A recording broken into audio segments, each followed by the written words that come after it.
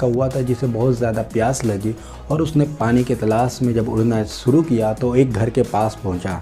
घर के बाहर एक सुराही रखी हुई थी जिसके अंदर थोड़ा सा पानी था।